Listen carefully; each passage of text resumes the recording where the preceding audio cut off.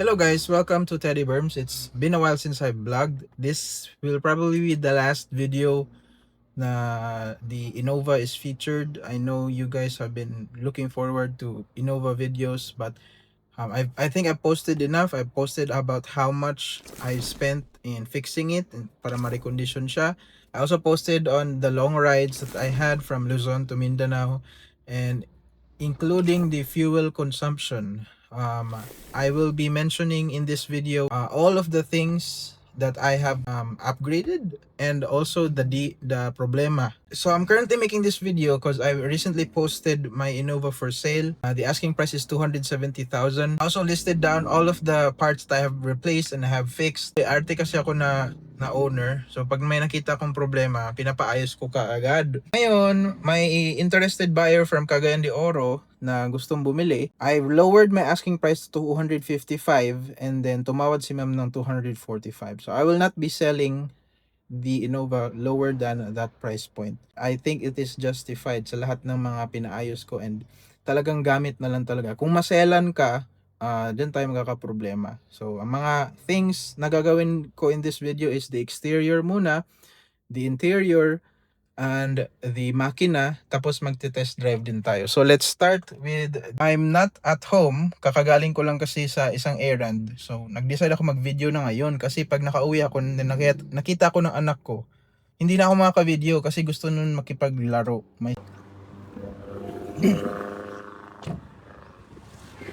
Okay, as you can see, this is very presentable. Pinawash over ko to 3 years ago. So hindi na siya original paint, pero kuha ng painter ang kanyang original paint, which is Freedom White. Yan.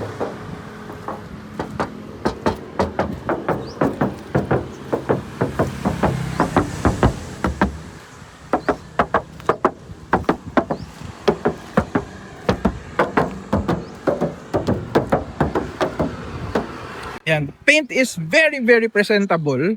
So, hindi naman siya mukhang pipitsugi, mukhang ano ba? Hindi siya mukhang baduy, or hindi siya mukhang kinakawawa yung sasakyan. So, ang next ko sanang project dito, kung hindi ko to ibebenta, is yung ilaw. Kasi naninilaw na talaga siya, yellow. Bumili na ako ng rubbing compound, hindi pa rin nadala.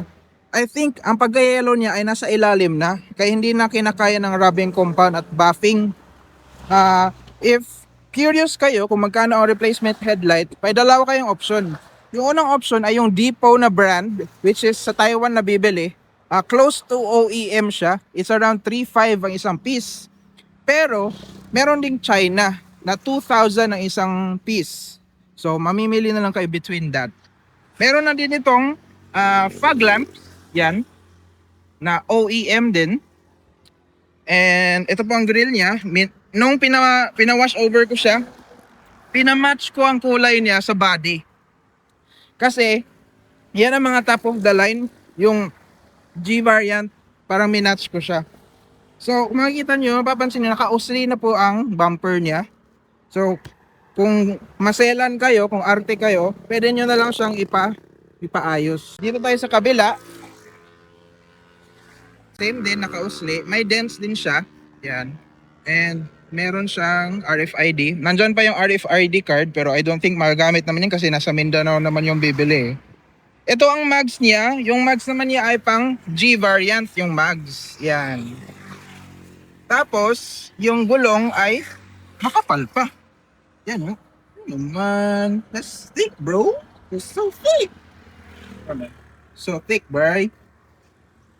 So, ang gulong ay 205/65 R15. Ito din, makapal din ang gulong niya. Naka G variant na mags. Makapal din yan. Kakabili ko lang yun nung January. Bakit alam ko? Kasi yun din yung month na namatay yung mama ko. Gamit na gamit ko to from the time na nagkasakit siya. So, yun lang sa exterior, sa harap at sa gilid. Yan. Wala namang ibang dents from this side. Yun lang, very presentable siya. Ito, VVTi, so ibig sabihin ay gasoline engine. 2.0 yung kanyang makina. So, ito, kung gusto nyo din papalitan, pwede naman. Meron nito sa Shopee, mabibili. 1.5 to 1.8 ang range. Depende na lang sa color at sa variant. Merong pang J variant na black. Pwede. Meron ding pang E variant, yung ibang color. Ito, kung gusto niyo ito papalitan, pwede naman. Pero para sa akin, I prefer it that way. Yung kanyang tint, pinalagay ko to nung March 2023. So magti 3 years na siya next year. So ang kanyang tint sa harap ay light shade, dito medium shade, tapos dito super black. So hindi napapansin sa video but in person noticeable siya. So parang naka privacy glass ba dito? Parang VIP, hindi makikita yung passenger nyo dito lang. Kaya medium ang pinalagay ko kasi pag gabi, wala kang makikita kung super black din to. Edi baka mag-swerve ka tapos may sasakyan pala sa likod, hindi mo makita sa side mirror. Ang reason din kung bakit light shade to, ayaw ko kasi gumaya sa ibang mga drivers na nagsusuper black. So ang problema, nagpapalagay sila ng overly OA na mga ilaw. Ang magkakaproblema niyan, yung mga kasalubong nyo. Kaya light shade lang yan. Kaya may makikita pa rin kayo sa gabi. Ito naman ang gulong sa likod. Ay wait. Gulong sa passenger side, makapal din yan. Ito naman dito. Yan. Tada, tada, makapal din yan sa likod. Okay? Same lang na mags. Mafani kasi ng iba, nagpo-post ng naka-mags tapos may isang hindi. So, hindi match. So, kung mapapansin nyo mga kaibigan, wala siyang top load. Dati meron siyang top load. Pinatanggal ko po siya dahil ang problema, nagsistart ng mag-rust ang bakal na nakalagay. Yan. Nagsistart na siya mag-rust and ayoko po siyang maapektuhan yung kanyang roof.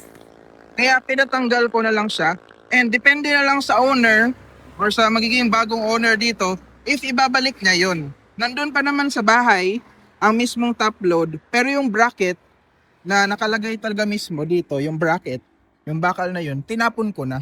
Pero yung mismong top load, yung flat na lalagyan ng mga gamit, nasa bahay pa. Note nga pala sa bibili nito, ma'am sir, kung bibilin nyo to at ipapabalik nyo yung top load, make sure na pag nag-renew kayo ng registration nito, ipa-add nyo po yung top load sa registration which is 100 pesos. Kasi pag napara kayo ng LTO or anyone na nasa checkpoint, titignan nila ang rehistro kung naka-add ba yung top load sa registration, which is 100 pesos lang. And it's very crazy mga kaibigan, kasi pag nakita nila na wala palang top load na naka-register dyan sa taas, tikitan mo anak, 5,000 ang penalty anak. Depende sa makadakop sa inyo. So, ang next naman, dito sa puwet natin, okay naman ang likod. Ang issue ko lang na mapapoint out, I will be very honest. Ito, yan. Konting gas-gas lang naman. So kung maselan kayo, pwede nyo yan ipaayos. Pero for me, hindi yan nakaka-apekto ng problema. Ang naka-ano nito ay ako. Nung umatras po ako sa parking, hindi ko kita, parang ganito kasi yun, no? Parang ganito ba? Pero ang problema nun ay hindi ko nakita sa side mirror, hindi ko napansin ba. Kaya nung lumiko ako, na tamaan yung bumper sa likod. Yan. So, meron na din siyang backup camera which is nakalink dun sa mamaya try natin. Tapos ito ang plate niya, CGU817. Yan. Okay naman, ay mga minor lang ng mga dents. Just part of buying a second-hand car. Ang importante dito, ang ma-assure ko sa inyo, mga kaibigan, ma'am and sir, kay dili gid mo magmahaya ni. Kay giampingan gid nako ang makina ni. Ako ning love na ko ni na car. Wala dili ko buy and sell. Wala na ko ni gibaligya para mangwarta or para mo mukita ba, para mo profit. Ibaligya na. Okay, for the interior, mag-start tayo dito sa likod, guys. Ito ang likod niya. Malaki po siya. So may third row seat ka. Yan. Yan. Tapos merong seat belt. So, seat belt. Tapos, meron ding mga tools dyan. Ito po yung jack. Kita ko sa inyo. Ito yung jack. Yung wrench niya nandun sa ilalim ng seat ko. Mama, let me show it to you.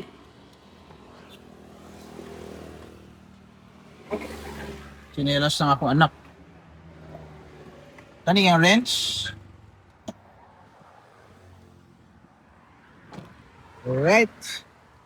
So, napo diri ang early warning device. So, pag napara mo sa checkpoint, tatanungin kayo, meron ba kayong early warning device? Meron. Kasi kung wala, pag mumultahin kayo niyan, nasa 3,000 to 5,000 pesos ang pa ba? So, yung nasa harap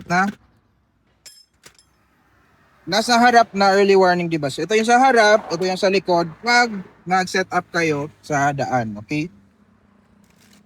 So, mamaya ko na lang yan ibalik. At least nakita niyang may-ari. Hindi pa pala may-ari kasi hindi pa nila to nabibili. Okay. So, dirita sa likod na magsiga ang iyahang suga. Kani, natanggal sa akong anak. Bago lang, Jud. Alright? Okay, dali magud siya ka-ingkod. Dali na ako siya ginapa-ingkod kay kung dali delikado ba. So dali siya mag-ingkod, sige sag dula-dula, natanggal niya ni. Pwede kayong magpa-install ng bago. 300 pesos ang piece niyan sa Innova. Make sure na if magpapa-install kayo, yung marunong ha, kasi marami kasi nagmamarunong, tas hindi maayo ang pagtanggal. Kasi ang gagawin kasi niyan, may tatanggalin kayo ng mga ito. So, kung ang mag-i-install ay nagmamagaling lang, wag na lang. Okay? Hindi naman nakaka-apekto sa performance. Ang ingay ng mga motor, hindi naman nakaka-apekto sa performance. Pero, yun lang. Very honest ako. Natanggal lang anak ko, bago lang. And, yung dalawa dito, kasi hindi naman siya nakakaupo dyan. Yung dalawa dito, okay naman. Yan. Pero malamig yung aircon yan. Dirita sa second row. So, ang second row, money ang second row. Very clean ang second row. Yan. Money ang second row. Very spacious. Wait lang. Pwede na pa ni mo na isandig para hayahay ang magsakay. Yan. Wala naman akong masasabi sa second row. Ayos naman dito. Mas luwag yun kayo. Mas luwag pa sa sedan. So kung magsakay mo diri, Camry feels ang inyong ma-experience. So ang window niya, since J variant ni and the same sa mga post ko, hindi to siya power window. Okay? Power siya? Power hand. Manual windows. Maganda yung upuan. Yan, leather. Kabala mo, akong ganahan bitaw ani na pagka leather. Kay Toyota man ganyan na leather. This is the original leather that came out when this vehicle was released. So kani is very long lasting. Toyota yun siya na leather. Is the center console na amoy butanganan na ay meron ding cup holder na ilalagyan ng coins. Ito yung cigarette ashtray na naging coins tray na. Tapos, dito naman, mamaya, ito try natin to. Ito, Nakamichi yan na brand. Mahal ang bili ko niyan. Grabe. Parang 14K. Tapos, ito, naka-condemn na to. So, pag binili to ng taga Cagayan, wag nyo na lang po itong pihitin. Ayun na lang na Toyota kay naka-condemn na siya. So, inana rin na siya. Ang difference naman po ana kay kani mugawas sa blower lang. Pag kani apil ang imong tiil mahanginan. So it's alright. Bugnaw ang aircon jud kayo. Promise. Kani nung binili ko to, nagpalit kasi ako ng ganito kasi yung old na ganito ay nag-crack na. So pinalitan ko kasi arte ako eh. Nung pinalitan ko yan, ang original color niya ay ito, beige. Yan, beige. Kasi in-order ko pa po yan sa Indonesia. Wala kasi yung stock dito sa sa Pilipinas. Nag-inquire ako sa Toyota San Pablo, ang mahal ng quote nila sa akin, 8,000 daw yung ganito. So, nabili ko to sa Indonesia, 3,000 lang. Tapos, nilagyan ko na lang ng sticker para mag-match ang kulay sa interior. Ito naman, So ito yung aircon louver sa likod, yung natanggal ng anak ko. So kung gusto niyo, pwede niyo gawan ng paraan, idikit na lang ninyo or whatever, bailuan ninyo kana. So itong wire na to, nakalink yan dito sa Nakamichi. So kung gusto mo mag USB, dito may saksak. Okay? So medyo naka-usli siya kasi yung ngipin niyan, yung ngipin kasi niyan, yung humahawak, nakaganon na siya. So kung gusto niyo palitan, meron din yan sa Shopee. I think nasa 2,000. Pero so far so good. I'm pretty happy with that. So ngayon, titignan natin ang makina. Ang makina nga pala nito, sir and ma'am, hindi ko siya nalinisan, so I'm so sorry if makikita nyo na madumi siya.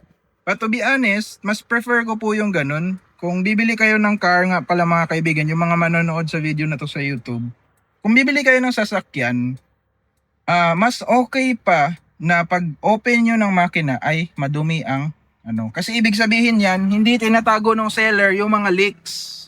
Kasi pag tinignan nyo, pag inopen nyo, tapos yung sasakyan ay squeaky clean, medyo mag ano na kayo nyan, mag dalawang isip. Kasi may chance na nilinisan nila yun ng todo para matago ang leaks. So, karon ablihan na to ang engine bay.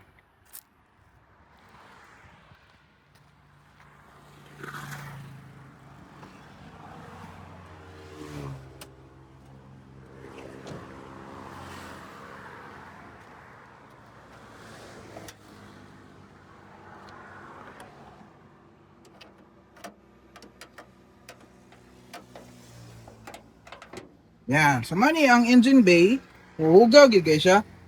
Pero ma-promise na ko sa imuha, grabe gid gay ni ka condition gid gayo. Ang air filter, kakapalit ko lang yan. Nagpalit ako nito noong July.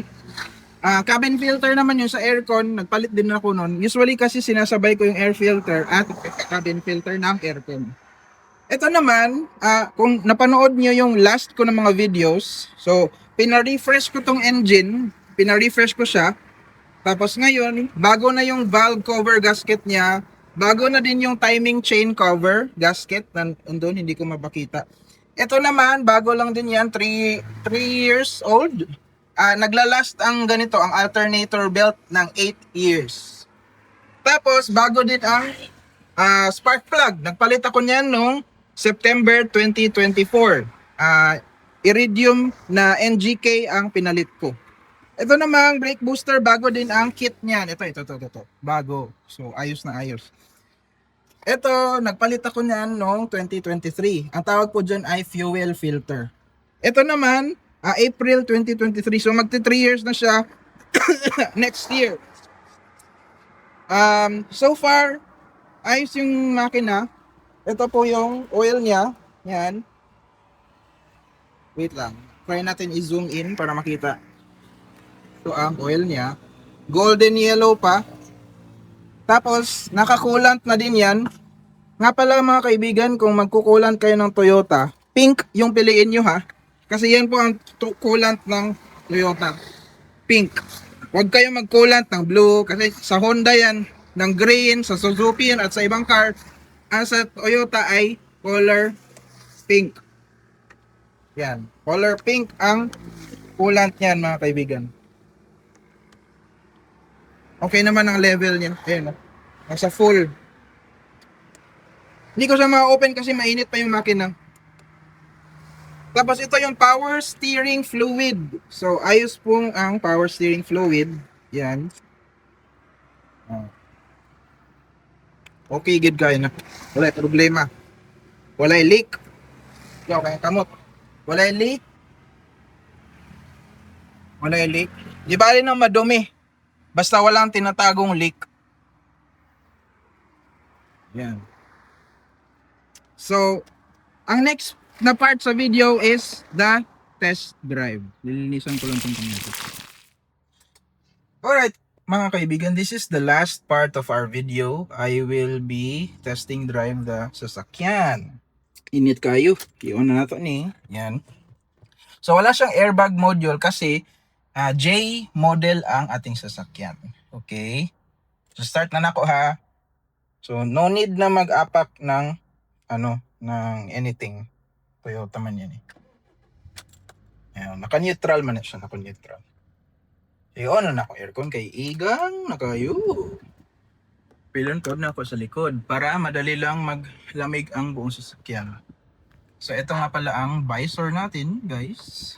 So J model man eh, so wala siya eh, mirror.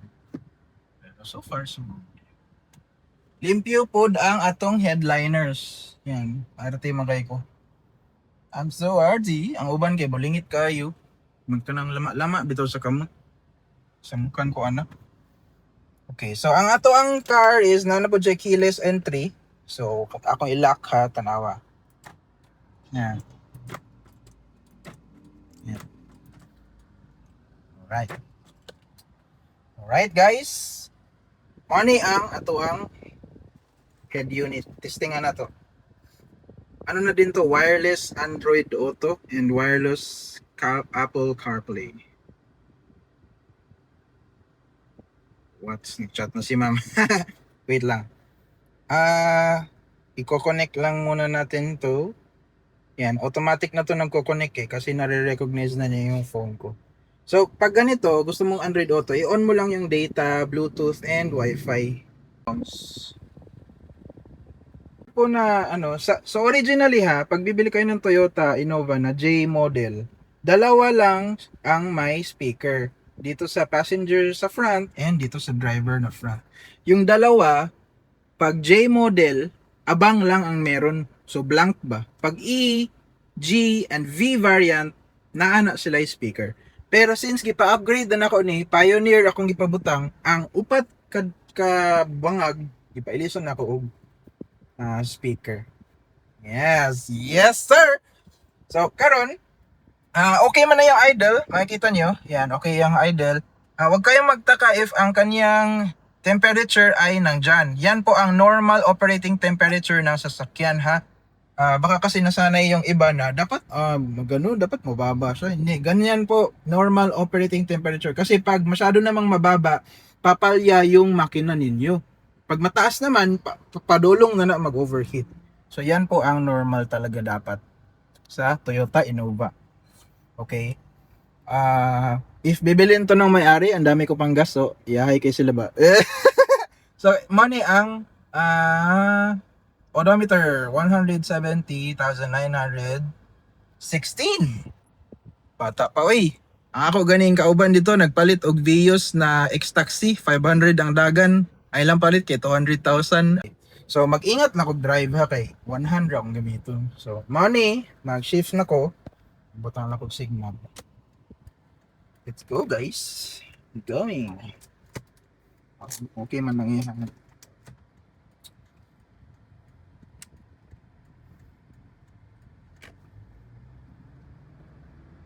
Whee! Walay kalampag. Nga pala ma'am and sir, yung bibili na to. Ang ano nito, ang tie rod bago, stabilizer link bago. Yung tie rod niya both upper and lower na yan. Yung iba kasi yung pinapalitan upper lang. So ako pinalitan ko na din yung lower kahit okay pa. Tie rod upper lower bago, stabilizer link bago. Yung shock nito sa likod, bagong bago po yan. KYB na brand akong ibutang. Yan, may nag-chat. Ang nakagwapo sa Android Auto no kay ma-notify mo, makita niyo diri ang chat sa monitor. Yan. May kay dalahaw na murag naka-Camry ba? Naka-drive mo Camry 2004 model ba?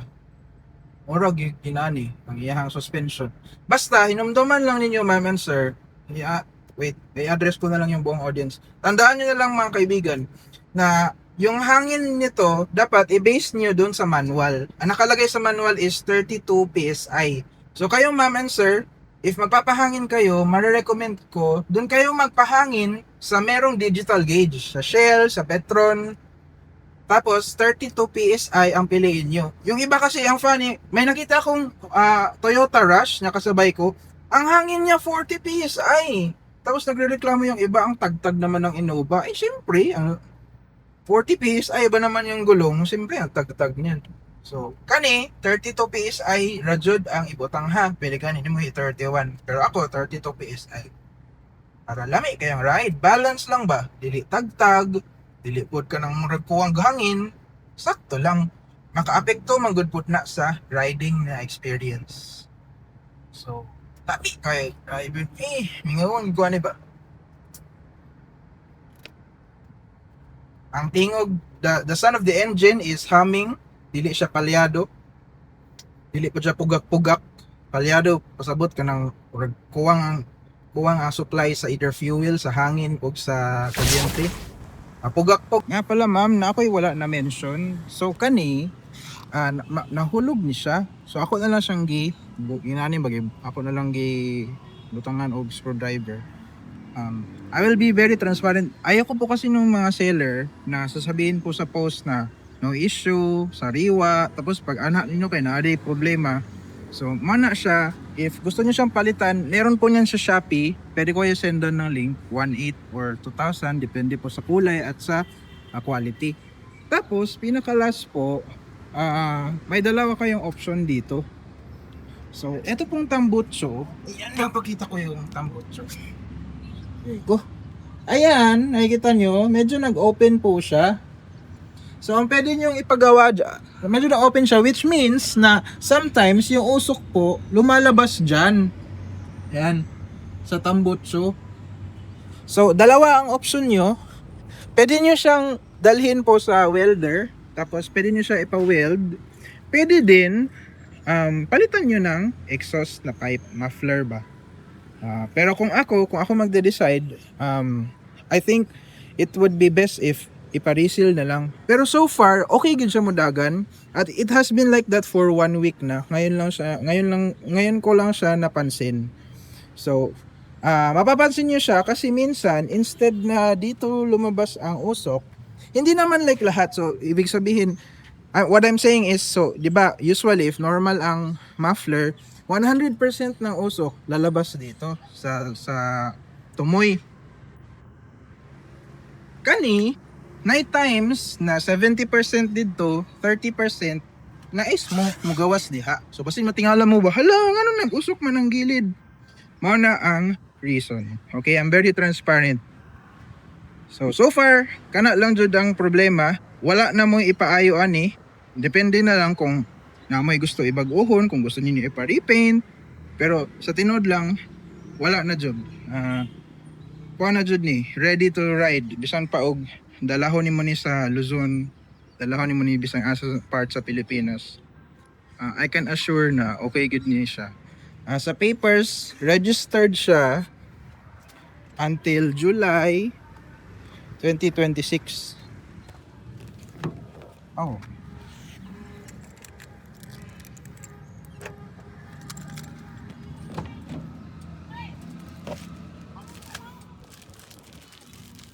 Nadiri ang rehistro.